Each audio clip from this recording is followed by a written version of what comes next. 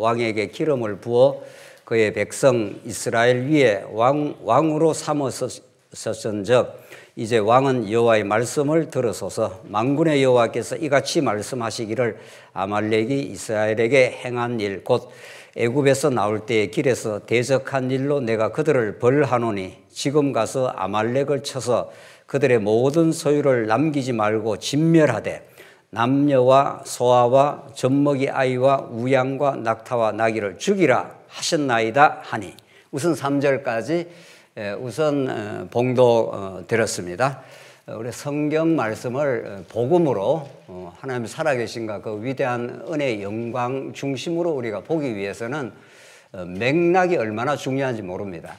오늘 본문 말씀도 사무엘 상하의 전체적인 흐름 속에서 오늘 15장이 위치해 있습니다.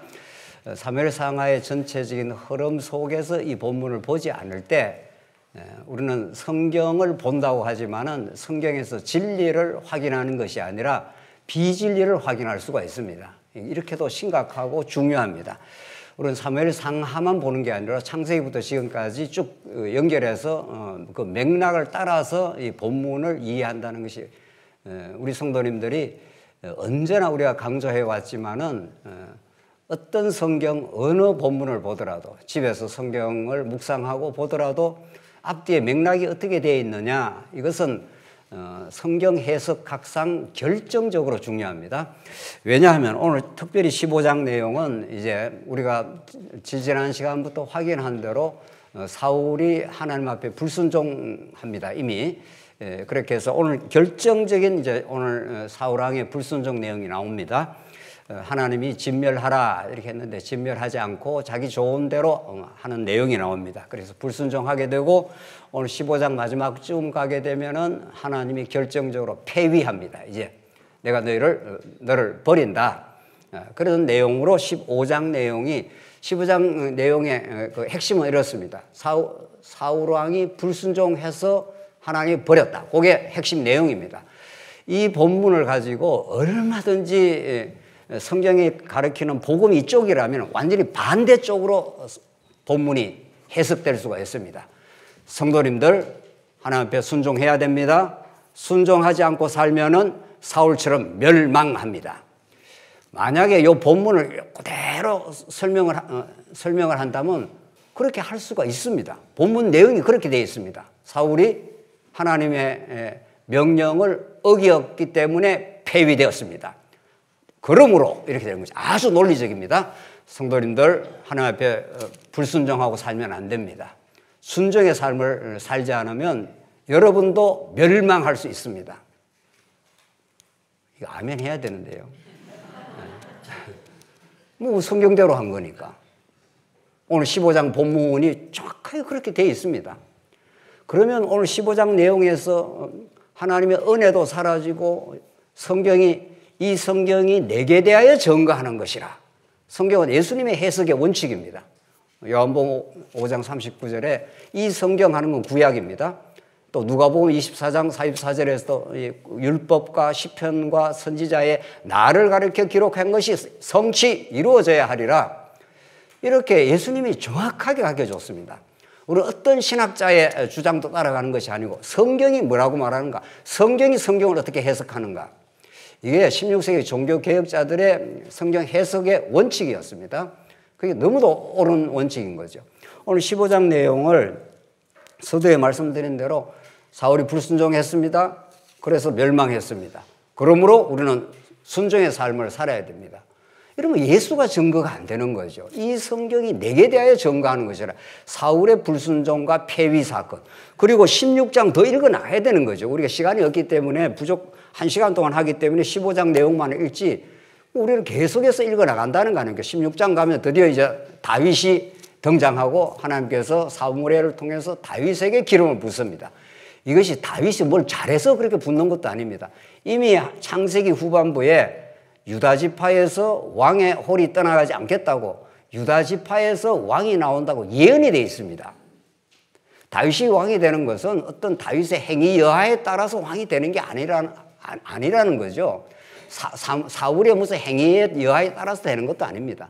사울의 불순종은 직접적 근거일 뿐이지 근본적으로는 하나님께서 사울이 왕이 되도록 정해놓지를 않았습니다. 너희들이 인간왕을 세우겠다 하니까 세우면 안 된다. 하나님께서 이미 경고도 했습니다. 세우면 너희를 착취할 것이다. 이방 왕처럼 우리도 왕이 있어야 되겠다. 여호와 하나님이 왕이신데 여호와 하나님이 지금까지도 약속대로 그 백성들을 400년 종살이해서 건져내시고 광야길 그토록 범죄하는 백성들을 다 또 덮어주시고 가나안 땅으로 하나님께 인도해 주시고 나라까지 세워주시고 다 했지 않습니까? 하나님이 왕을 세워주십니다. 하나님이 세우시는 왕이라야 그 나라의 온전한 왕이 될 수가 있는 거죠. 그러나 하나님께서 이스라엘 백성들이 인간왕, 세속적인 이방 나라처럼 우리도 왕이 있어야 되겠다 그러니까 한번 굳이 그렇게 원한다면 해봐라. 그것이 너희들의 참된 왕이 될 수 없다는 걸 깨닫게 하고 교육시키려고 세워준 것뿐입니다. 그런데 진짜 사울이 하나님을 의지하지 않는 거죠. 그래서 오늘 본문의 말씀을 읽고 이렇게 하면 안 됩니다. 저렇게 하면 안 됩니다. 성경 그거는 1차적이지 않습니다. 물론 사도 바울이 이렇게 살아가는 것이 합당합니다라고 복음의 겉면이 있죠. 물론 서신서에. 그러나 그건 언제나 복음을 복음답게 증거되고 나와서 따라 나오는 성령이 하시는 일이지 복음을 증거하지 않고 그리스도를 증거하지 않고 하나님의 살아계심을 증거하지 않고 이 본문 읽고 이렇게 저렇게 맥락을 끊어버리면은 심각한 결과가 온다는 거죠. 동에서 서가 먼 것처럼 성경에서 그리스도가 사라지는 이런 심각한 문제가 발생한다는 겁니다. 따라서 오늘 이 본문 내용을 읽고 어떤 그리스도를 바라보고 있는가, 그리스도를 통해서 어떤 하나님을 우리에게 증거해 주고 있는가, 어떤 하나님 나라 복음이 증거되고 있는가, 성도님들은 이제 우리가 그런 원칙을 따라서 계속 가기 때문에 그 원칙을 견고하게 세우고 그 복음을 우리는 추구하고 복음 안에서 참된 자유를 얻는 겁니다. 15장 사무엘이 드디어 1절 다시 한번 보십시오. 사무엘이 사울에게 이르되 여호와께서 나를 보내 왕에게 기름을 부어 그의 백성 이스라엘을 위해 왕으로 삼으선즉 이제 왕은 여호와의 말씀을 들으소서 하면서 이제 율법에 근거한 아말렉을 멸하라. 지금 그 말이 이제 15장이 쭉 이제 앞에 나온다는 거죠. 우리 조금 생각해 봅시다. 13장에 어떤 내용이 있었죠? 13장에 왕이 번제를 드리면 안 되는 겁니다. 번제는 제사장이 드려야 되는 거죠. 근데 사무엘이 조금 늦게 왔습니다. 그러니까 사울왕이 자기가 서둘러 가지고 번제를 드려버렸죠. 이게 하나님의 명령을 다 어기는 겁니다. 사울왕이. 그래서 사무엘이 그 뒤에 그걸 보고 왕이 망령되게 해야겠다. 추상 같은 이제 질책을 하지 않습니까? 이 애누리가 없습니다. 하나님의 명령을 어겼다. 그거는 뭐 말할 것도 없이 추상 같은 질책이 나오죠. 그리고 14장에 요나단이 한 사람 데리고 가서 20명을 때려 눕히는 승리를 구했습니다. 그러나 사울은 아주 경직된 원칙을 자기가 만들어 가지고 금식을 해야 된다. 뭐 이래 가지고 사람들을 배를 굶겨 가지고 전쟁에서 제대로 힘을 못 쓰도록 그렇게 왕이 제대로 된 왕 노릇을 못한 거죠. 그러면서 우리 지난 시간 기억나십니까? 지난 시간 14장 52절 다시 한번 복습한다는 사울상 읽어보십시다. 52절, 14장 52절. 사울이 사는 날 동안에 블레셋 사람과 큰 싸움이 있었으므로 사울이 뭐라고 했습니까? 힘센 사람이나 용감한 사람을 보면 그들을 불러 모았더라 이렇게 되어 있습니다. 이게 결정적인 패착이죠. 이게 세속적인 기준으로 보면은 왕이 힘센 사람이나 용감한 사람들을 많이 불러 모으면 군대의 힘이 어떻게 되는 겁니까? 세지는 거죠. 좋은 거죠. 이 좋은 겁니까, 이게? 우리 지난 시간, 우리 한 주 지나서 다 잊어버렸습니까? 예. 힘센 사람을 불러 모으는 것이 왕이 할 일이 아닌 거죠. 왕은 누구만 의지하라고 그랬습니까? 신명기에 하나님만 의지하고 군말을 많이 두지 말고 여자를 옆에 많이 두지 말고 율법을 꼭 옆에 두고 읽어라. 이게 왕의 조건입니다. 그러니까 사울은 전쟁에서 어느 정도는 승리를 하는데 하나님을 의지한 승리가 아니었다 이런 뜻이죠. 그렇죠? 힘센 사람을 많이 보면 그들을 불러 모아가지고 그 사람의 힘으로 지금 전쟁을 준비하고 전쟁을 치러 나가는 거죠. 하나님 그걸 가장 싫어하시는 거죠. 가장 싫어하시는 거예요. 기도원이 3만 명 데려왔을 때 다 보내고 몇 명만 남깁니까? 3만 2천 명. 몇 명 남기죠? 300명 남깁니다. 너희들의 숫자가 많아서 전쟁을 이기면은 우리의 힘으로 우리가 이 일을 이뤄냈다. 그걸 하나님 가장 싫어하시는 거죠. 왜? 언약 백성이 그렇게 살면은 참 행복에 이르지 못하기 때문에 그렇습니다. 어떤 정제를 승리를 해도 하나님이 이기게 해 주셨습니다. 하나님의 전쟁으로 하나님이 이기게 해 주셨습니다. 그 노래를 부르고 찬송하게 될 때 우리 언약 백성이 가장 행복해집니다. 가장 행복해집니다. 우리는 누군가를 찬송하고 그분을 기릴 때 가장 자식이 부모님 감사합니다 이렇게 할 때 자식이 가장 행복한 겁니다. 부모가 그거 받아서 뭐 행복하고 안 하고가 아니라 자식이 행복한 거죠. 우리 하나님 백성이 그렇습니다. 그래서 우리 지난 시간 사울이 이미 기울어진 거죠. 오늘 15장 내용이 3절 보십시오. 지금 가서 아말렉을 쳐서 그들의 모든 소유를 남기지 말고 진멸하되, 진멸이라는 건 쓸어버리라 이런 뜻입니다. 남녀와 소아와 젖먹이 아이와 우양과 낙타와 나귀를 죽이라 하셨나이다. 이렇게 이게 헤렘 전쟁 아닙니까? 헤렘 하나도 남기지 마라. 왜냐하면 구약에는 아말렉이 대적입니다. 이게 영적으로는 우리의 죄악입니다. 영적으로는 그 뒤에 나옵니다. 하나님 여러분과 저를 이 땅에 살게 하시는 것은 끊임없는 영적 전쟁을 우리가 치르고 있는 중입니다. 육신의 소욕과 성령의 소욕 두 마음이 우리 내면에서부터 싸우지 않습니까? 언제든지 육신의 소욕, 자기 중심하는 생각들이 올라오죠. 그걸 말씀을 들으면 그 말씀으로 그걸 처복종시켜 나가는 옛자를 복음의 능력으로 무너뜨려 나가는 건데 아말렉은 이스라엘 백성의 불구대천의 원수입니다. 이스라엘 백성들이 애굽에서 나왔을 때 가장 먼저 쳐들어와서 이스라엘 백성을 괴롭힌 민족입니다. 한번 확인해 보시죠. 정말 그렇게 되어 있는지 신명기 25장 가보겠습니다. 신명기 25장 뭐예요? 신명기 25장 17절입니다. 예. 읽겠습니다. 너희는 애굽에서 나오는 길에 아말렉이 내게 행한 일을 기억하라. 곧 그들이 너를 길에서 만나 내가 피곤할 때에 내 뒤에 떨어진 약한 자들을 쳤고 하나님을 두려워하지 아니하였느니라. 이렇게 되어 있습니다. 아말렉이 아주 이스라엘 백성을 괴롭혔습니다. 19절 그러므로 내 하나님 여호와께서 내게 기업으로 주어 차지하게 하시는 땅에서 내 하나님 여호와께서 사방에 있는 모든 적군으로부터 내게 안식을 주실 때에 너는 천하에서 아말렉에 대한 기억을 어떻게 하랍니까? 지워버려라. 싹 진멸해버려라. 아말렉을 남겨두면 너희를 늘 괴롭히는 대적이 된다. 이런 거죠. 이스라엘 백성들이 이렇게 나중에 차지하지 않습니까? 이게 블레셋이 있고, 이거 모압, 암몬, 아람, 여기 위에는 아예 막 큰 대군들, 아수르. 이스라엘 백성들 요 안에 주변에 뺑뺑 하나님께서 대적에게 우겨 쌈을 당하도록 그렇게 만들어 놓습니다. 왜 하나님이 이렇게 하십니까? 왜 아말렉이라고 하는 이 강팍한 대적을 붙여가지고 이스라엘 백성들을 괴롭힙니다.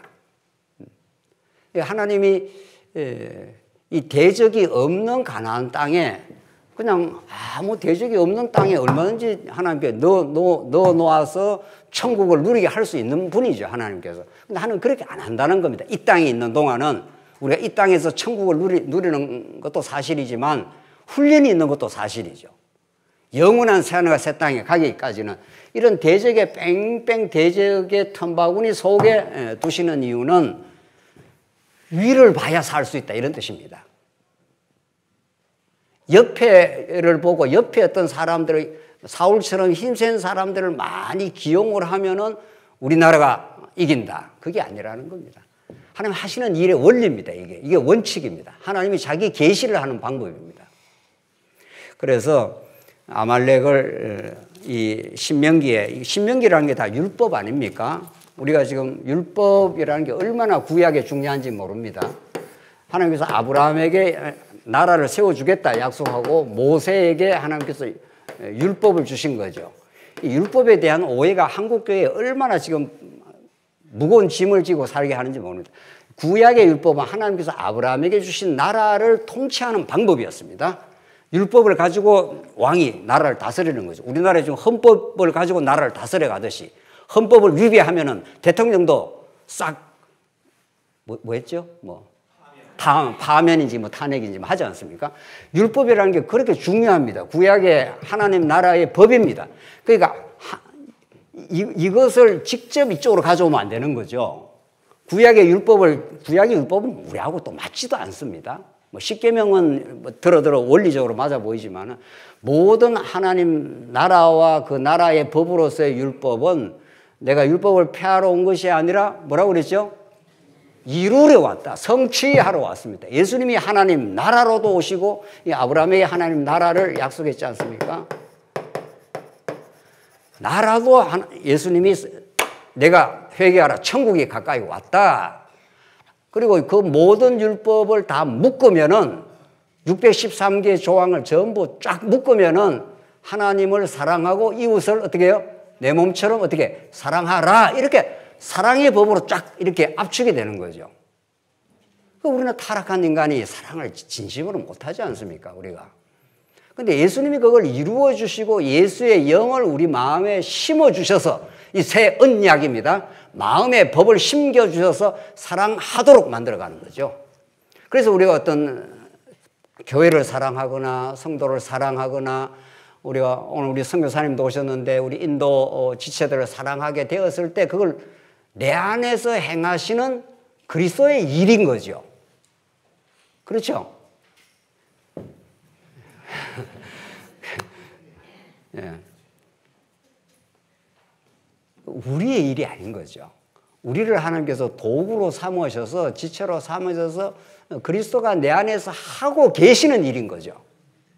그래서 우리가 어떤 일이 이루어졌을 때 어떤 복음이 전파되었거나 어떤 교회가 세워졌거나 하면 우리가 시편 마지막 150편이 뭐로 시작하죠? 할렐루야 하지 않습니까? 할렐루야라는 말이 할렐루야, 야훼 하나님, 여호와 하나님을 찬양하라 이런 뜻 아닙니까? 천국 가면은 면류관을 이렇게 씌워주면은 면류관 쓰고 이렇게 왔다 갔다 하지 않습니다. 어떤 사람은 면류관 아니고 개털 모자도 준다는데 천국에 개털 모자 없습니다. 우리 모두가 그 놀라운 영광스러운 면류관을 씌워줄 겁니다. 그러면 면류관을 벗어 어떻게 해요? 주님께 벗어 던지며 이렇게 했습니다. 주님이 하신 일입니다. 그러니까 너무 행복하는 거죠. 너무 행복한 거죠. 주님이 이 자리까지 오게 했습니다. 주님의 은혜입니다. 주님이 아니면 나는 살 수가 없습니다. 우리 평생 그 주님 한 분 배우고 주님 한 분으로 감격하고 주님 안에서 이루어진 일이 할렐루야 하나님이 하신 일입니다. 이런 거죠. 네. 오늘 사울을 한번 보십시오. 사울이 어떻게 됐는가.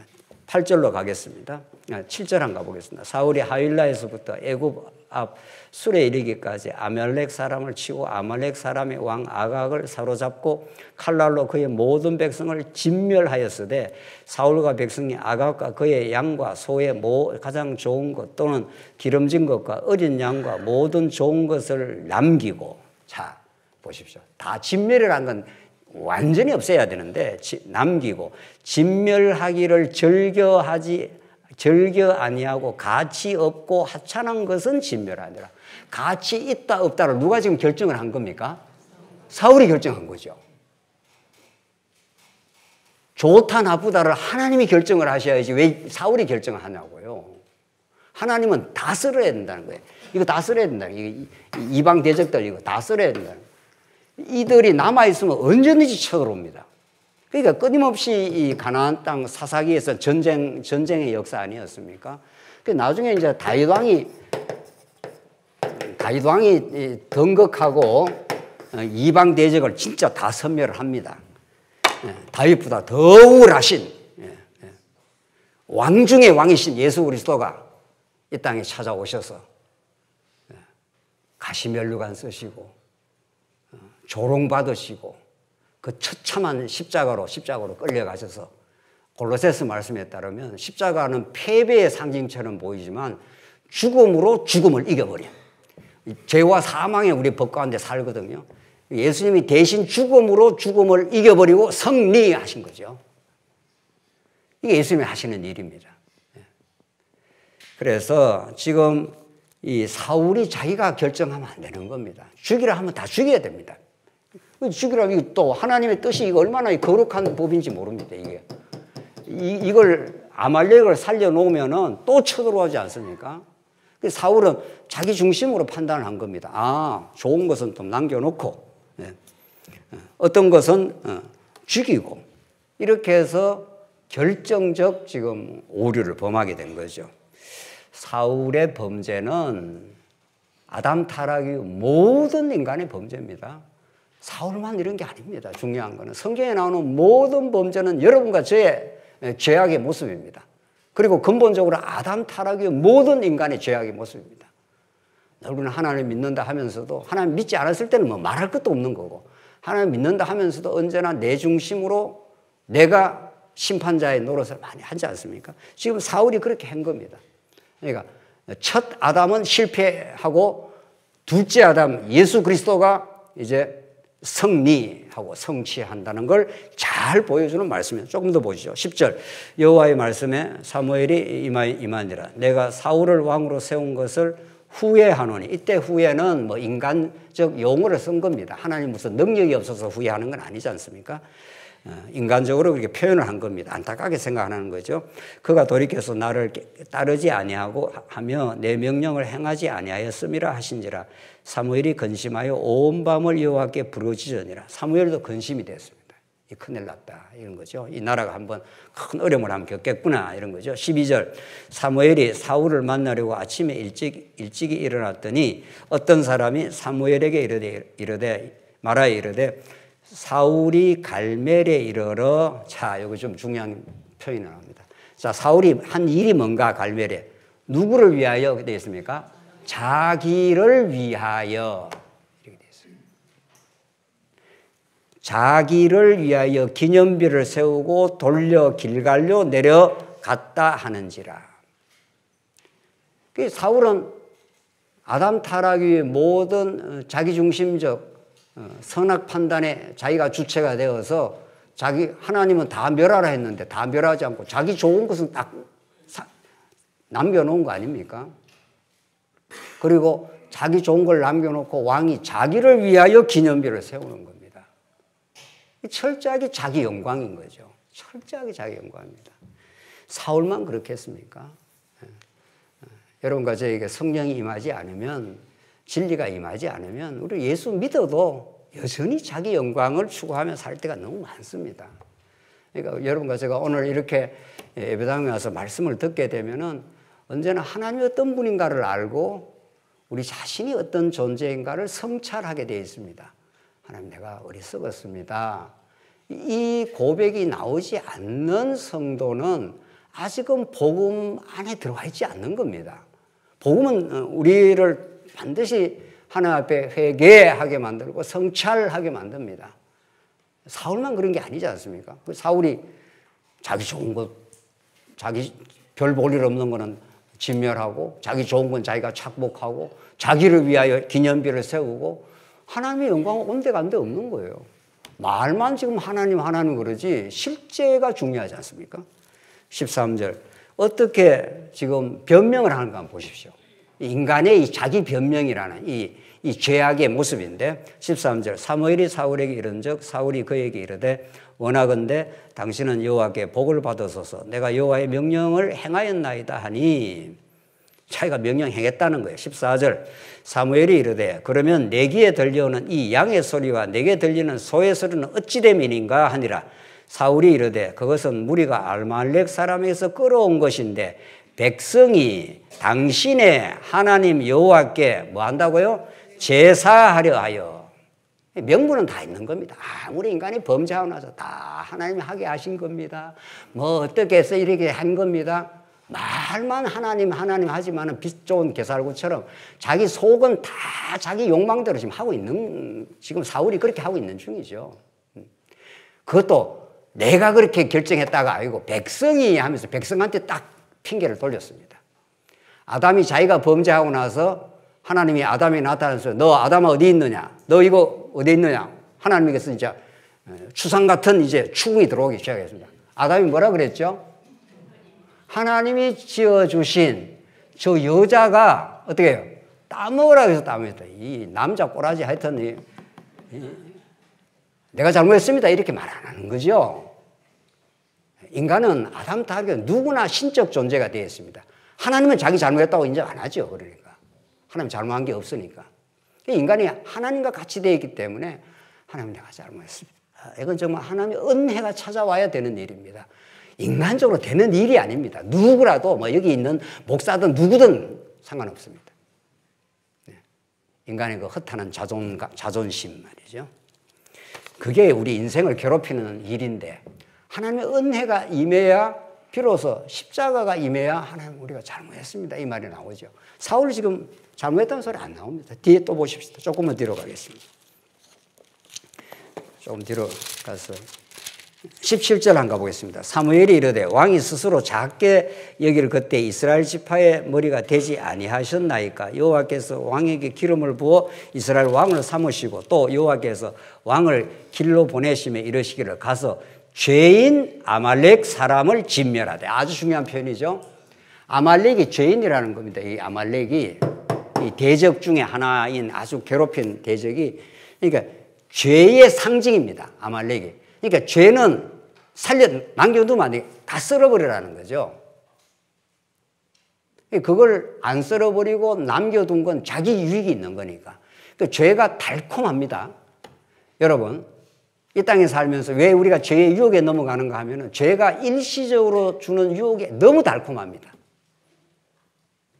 명예욕, 권력욕, 권력을 잡으면 못 놓는다는 거 아니에요. 절대로 못 놓습니다. 권력 자리에 올라가지 않았을 때 어쩌고 저쩌고 뭐 백성을 섬기니 뭐 펴달라고 그러다가 딱 잡으면은 못 나요. 그런 모습을 보고 우리도 그렇다고 알아야 되지 그놈만 나쁘다 이렇게 말할 수 없다는 거예요.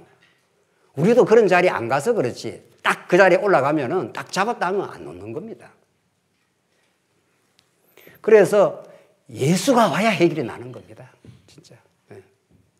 그리스도가 십자가를 언약대로 십자가를 지고 이 땅에 찾아오지 않는 한 어떤 인간도 이게 불가능합니다.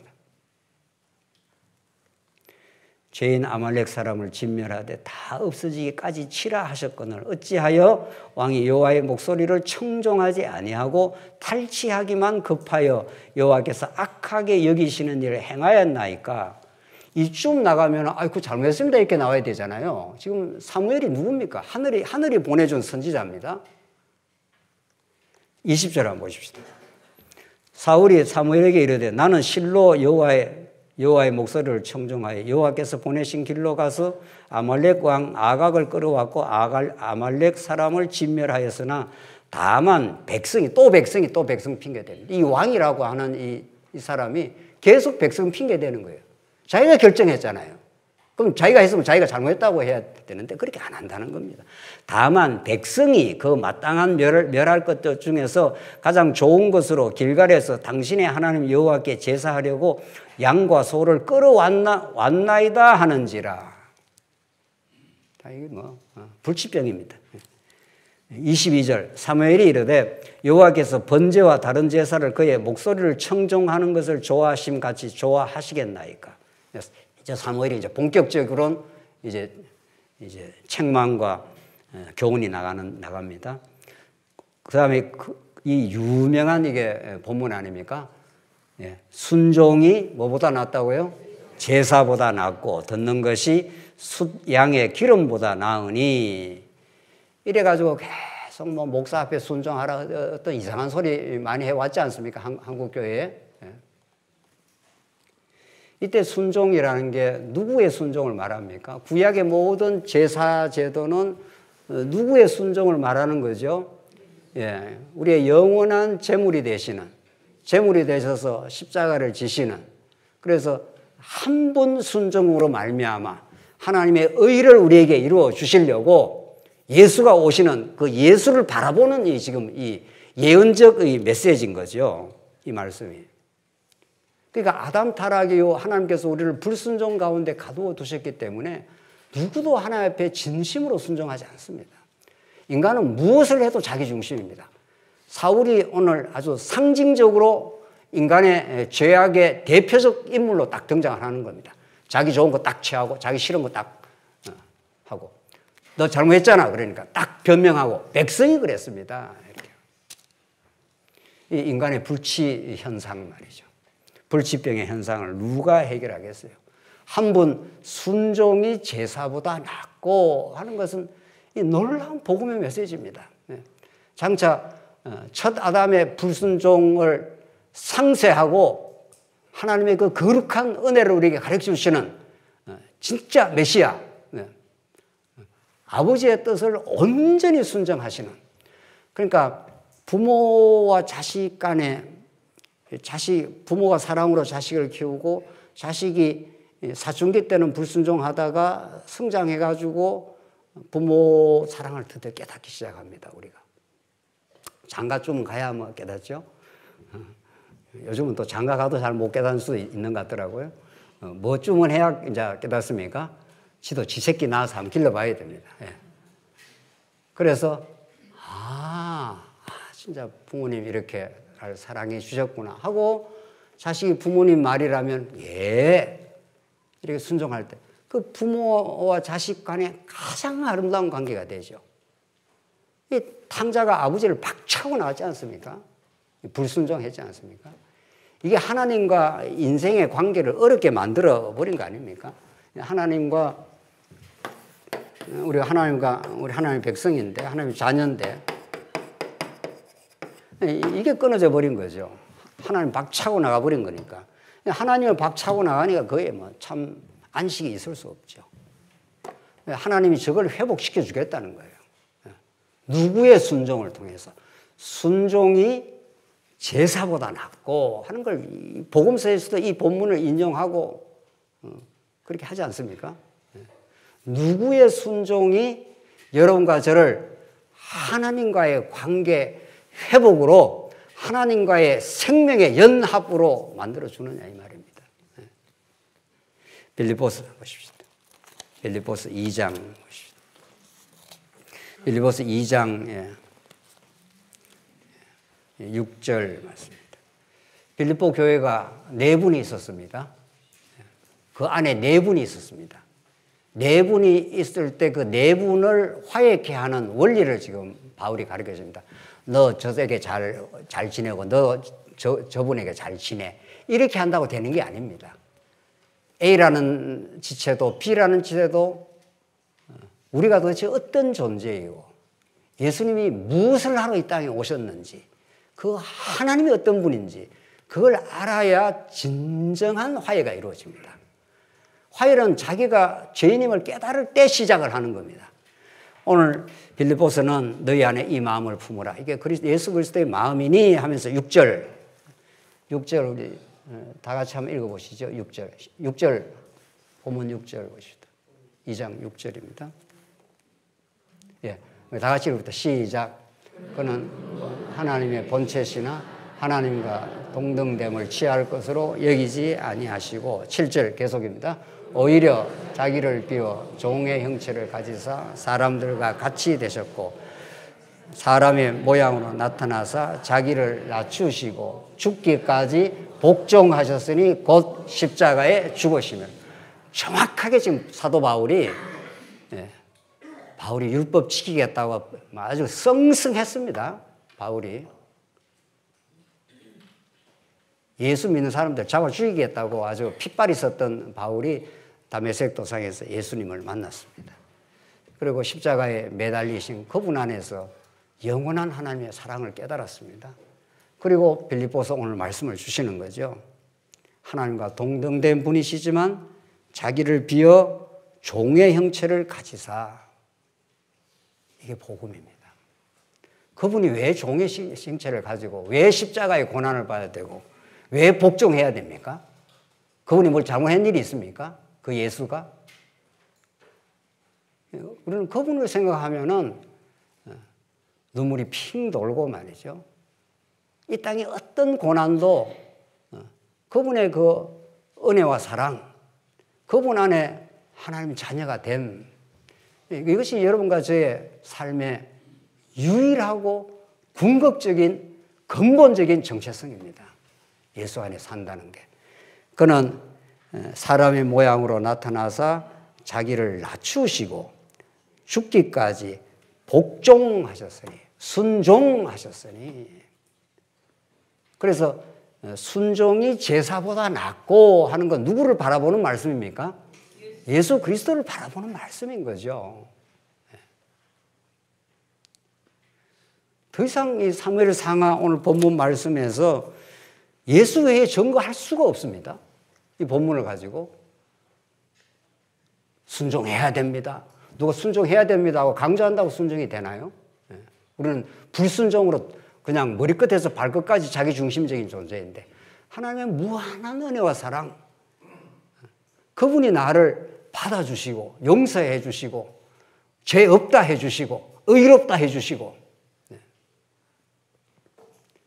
그 큰 은혜와 사랑, 그것이 우리의 삶을 온전하게 바꾸어 놓은 겁니다. 온전하게 바꾸어 놨습니다. 그러나 사울은 불순종하고 자기를 위하여 기념탑을 세우고 끊임없이 자기중심적으로 살아가는 사울 말이죠. 그 사울이 다른 사람이 아니라 아담 타락한 이후 모든 인류가 그렇고 여러분과 제가 그런 삶을 살아왔었고 이제 우리를 죄 없다 해주시기 위해서 예수가 십자가에 죽기까지 복종하셨으니 했지 않습니까? 그분이 도대체 누군데 십자가에 죽어야 되느냐고요. 하나님과 동등하신 영광, 능력, 그 권세를 가지신 이위격인 하나님이신데 사람과 같이 되셨고 자기를 낮추셨고 그래서 우리를 하나님의 아들의 반열에 높여주시려고. 우리는 높아지려고 아주 장이 뒤집어진 사람들입니다. 공부 열심히 하는 거, 뭐 돈 열심히 버는 거, 전부 어떤 권자에, 힘 있는 자리에 가려고 하는 거 아니겠어요? 그걸 누가 부정하겠어요? 누가 부정하겠냐고요. 뭐 돈 버리는 거, 공부 열심히 하는 게 그 자체가 나쁜 게 아니라 그렇게 하는 동기가 뭐냐고요. 그러나 하나님께서 우리를 이제는 그리스도 안에서 우리를 감싸주시고 예수 안에서 하나님의 아들 삼아주시고 우리를 죄 없다 해주시고 세상 어떤 가치와도 다함이 없는 하나님의 아들이라고 하는 이 놀랍고 거룩한 자리에 거기다가 하나님을 섬길 수 있는, 오늘 선교사님 좀 일찍 오셔서 잠깐 대화를 했습니다. 우리가 어떻게 하나님께서 교회 시련을 이제 조금씩 극복하게 되었고 선교에 우리가 마음을 가지게 됐네요.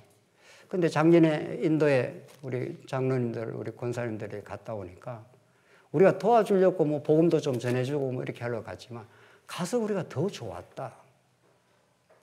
간 사람이 더 행복했다, 우리는. 그 초롱초롱하는 인도 청년들의 눈망울, 그 비좁고 더운 곳에서 바글바글 모여서 말이죠. 우리 한국교회, 우리 말씀운동 초기에 조그마한 공간에서 성경 공부한다고 우리 모여있던 그 생생한 기억이 살아났습니다. 그래서 우리가 복음을 전해주고 조금 뭐 도와주려고 간 게 아니라 엄청나게 많은 기쁨을 얻고 왔다. 그 얘기를 우리 선교사님하고 이야기 나눴습니다. 우리가 주를 위해 사는 게 우리 것까지가 뭐 합니까? 우리 것 가지고 남 어디 시혜를 베푸냐고요. 하나님이 주신 것, 하나님께서 우리의 생명을 주신 것, 그 영원한 하나님의 사랑 속에 살게 하신 것, 그 기쁨과 감사가 있기에 우리는 하게 될 뿐이고 또 하고 나서 엄청 행복한 거죠. 하나님, 어쩌다 우리가 이렇게 주의 영광을 위하여 땅끝으로 복음을 전파하는 일에 협력할 수 있게 되었습니까? 우리 한없이 작년에 인도 선교 갔다 오고 나서 너무 행복했습니다. 그 갔다 오고 나서 뭐 조금이라도 우리 인도 우리 친구들한테 조금 도움이 되는 마음을 전달하는 일이 없을까?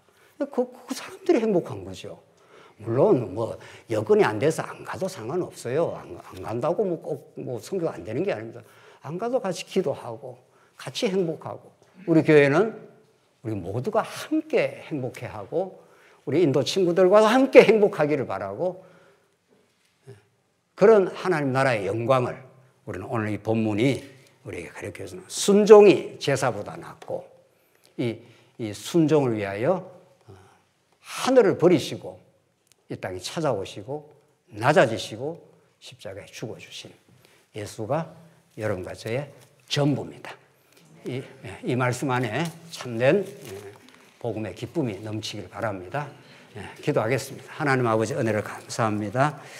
사울의 불순종 안에 우리가 있었고, 하나님께 우리를 불순종 가운데 가두어 두시면 하나님의 긍휼로 살게 하시려고, 그 자비로 살게 하시려고 하셨습니다. 우리 대신 십자가까지 복종하신, 순종하신 그리스도가 있기에 오늘 우리 하나님을 노래하며 하나님 안에 사는 이 복된 신앙생활을 할 수 있어서 너무도 감사합니다. 이 진리가 우리를 참 죄로부터의 자유함 속에 우리가 하나님의 영광을 위해서 살아가는 복된 삶 우리를 붙들어 주시옵소서. 예수님 이름으로 기도하옵나이다. 아멘.